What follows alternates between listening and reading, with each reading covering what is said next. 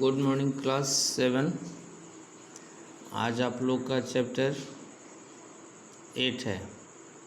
इस चैप्टर 8 में नित्य श्लोक है, यानी जो ये श्लोक हैं आपके जीवन को सफल बनाने में मदद करते हैं।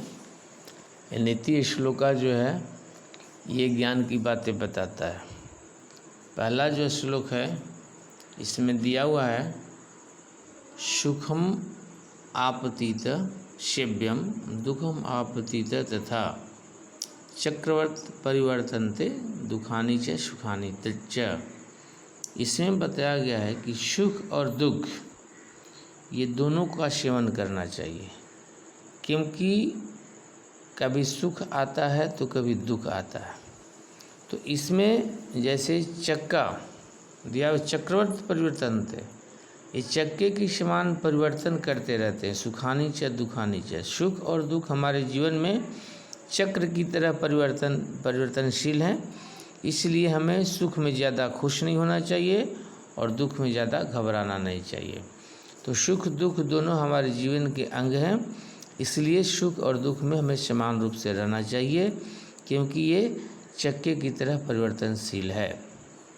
दूसरा में दिया हुआ है कि जो व्यक्ति अपने कर्तव्य से भ्रष्ट हो जाता है वह शोभा नहीं देता है। जैसे इसमें दिया हुआ है, राजा, कुलवधु जो घर की वधु होती है, विप्र ब्राह्मण, मंत्रीगण, मंत्री राजा के जो मंत्री होते हैं, पयोधरा माने बादल, अगर ये अपने पथ से भ्रष्ट हो जाते हैं, राजा अपना काम नहीं करता है, कुलवधु अपना व्यवहार अच्छा नहीं रखती है, ब्राह्मण अपना व्यवहार अच्छा नहीं रखता है, मंत्रीगण चाटुकारिता करने लगते हैं, बादल अपने स्थान से भ्रष्ट होकर के वर्षा करने लगते हैं, जहाँ वर्षा की जरूरत नहीं है वहाँ वर्षा करते हैं।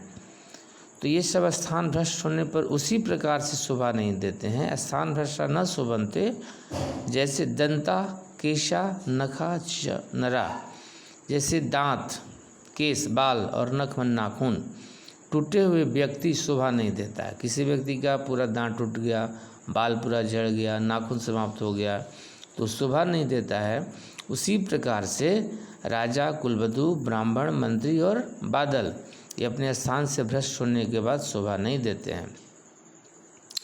तीसरा श्लोक है, शास्त्राण अधीत्यापि भवन्ति मूर्खा। शास्त्रों का अध्ययन करके भी लोग मूर्ख होते हैं। कौन क्या करना है, कब क्या करना है, कैसे क्या करना है, अगर ये ज्ञान नहीं है, जो क्रियावान नहीं है, जो काम को सही ढंग से करता नहीं है, वो शास्त्र का अध्ययन करने के बाद भी मूर्ख होता है। तो विद्वान कौन होता है? क्रियावान पुरुष स विद्वान। जो क्रियावान पुरुष है, जो कार्य को सही ढंग से करता है, वही पुरुष विद्वान होता है। केवल शास्त्र को पढ़ लेने से आदमी विद्वान नहीं होता है, उसे सही अर्थ में जानकारी होनी चाहिए कि कौन काम कब करना है, कैसे करना है, यानी उसको हकीकत उसकी मालूम होनी चाहिए। जैसे इसमें दिया हुआ है कि सुचिंतितम च औषधम आतुराणाम। आतुराणाम जो रोगी है, जो आतुरता यानी जिसको दवा की आतुरता है, व्याकुलता है, सुचिंतितम अच्छी प्रकार से सोच विचार कर, औषधम माने दवा, अच्छी तरह से सोच विचार कर जो रोगी को दवा दे दिया जाता है तो क्या करता है? नाम मात्रेण, नाम मात्र से क्षण मात्र में ही करोति जोड़ अरोगम, उसे आरोग्य कर देता है, यानी आरोग्य कर देता है, यानी उसे ठीक कर देता है। कोई डॉक्टर है, बहुत पढ़ा लिखा है और बिना विचारे दवा देता है तो वो रोगी ठीक नहीं होता है, लेकिन अच्छी प्रकार से सोचकर रोग को जान करके जो दवा दिया जाता है उस रोग को तुरंत ठीक कर दिया जाता है, यानी वो रोग तुरंत ठीक हो जाता है। इसलिए केवल शास्त्रों का अध्ययन करना ही जरूरी नहीं है, आपको कौन काम सही ढंग से करना है, नहीं करना है, ये जानकारी होनी चाहिए। ठीक है। श्लोक 4 में दिया हुआ है, अचिंतानि दुखानि यथैव यान्ति देहिनाम।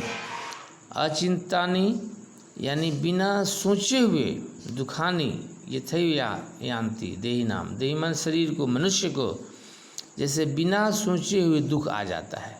आप सोचे भी नहीं हैं और वो दुख आ जाता है। जैसे अभी का समय देखिए, कोई सोचता भी नहीं है और उसको महामारी फैल जा रहा है, रोग हो जा रहा है।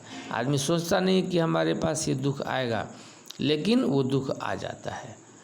तो जैसे बिना सोचे हुए मनुष्य के शरीर में दुख आ जाता है, सुखान्यपि तथा सुख भी उसी प्रकार से है। ठीक है, सुख भी उसी प्रकार मन उसको उसी प्रकार से भी मानना चाहिए।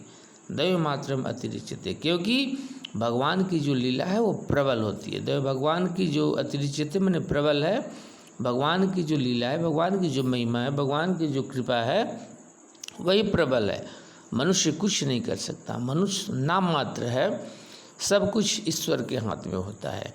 इसलिए बिना सोचे हुए जैसे दुख आ जाता है, उसी प्रकार से सुख को भी मानना चाहिए।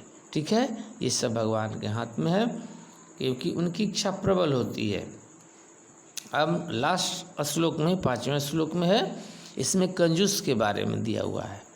कंजूस व्यक्ति का धन क्या होता है?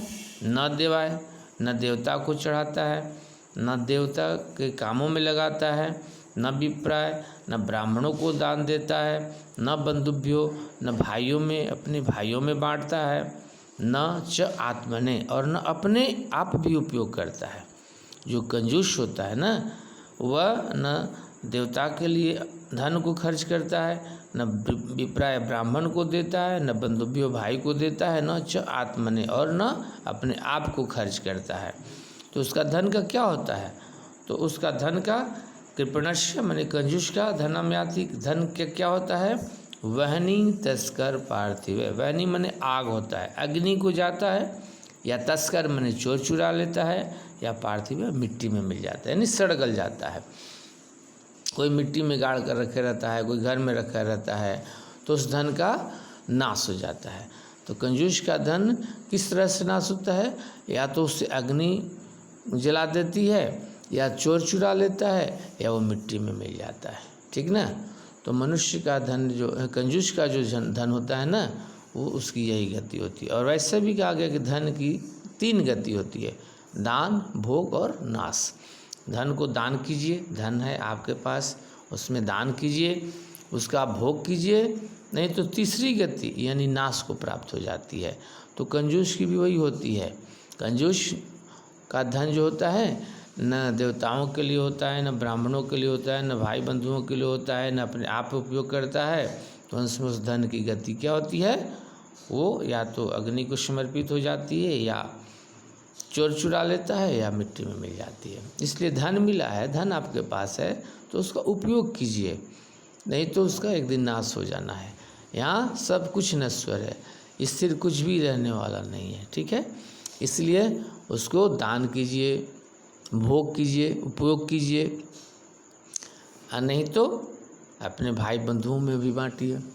लेकिन आपको ऐसा नहीं करने पर तीसरी गति को प्राप्त होती है, यानी उसकी नाश हो जाती है। तो इस तरह से नित्य श्लोका आपका समाप्त हुआ। इस श्लोक को पढ़िए, अपने बुक से पढ़िए, ऐसे फोटो भी आपके सामने है, पढ़िए, इसके अर्थ को समझिए, और जो आज मैं शब्दार्थ भेजा था उसको चेक कराइए, और होमवर्क में मैं इसका अभ्यास भेज दूँगा। ओके।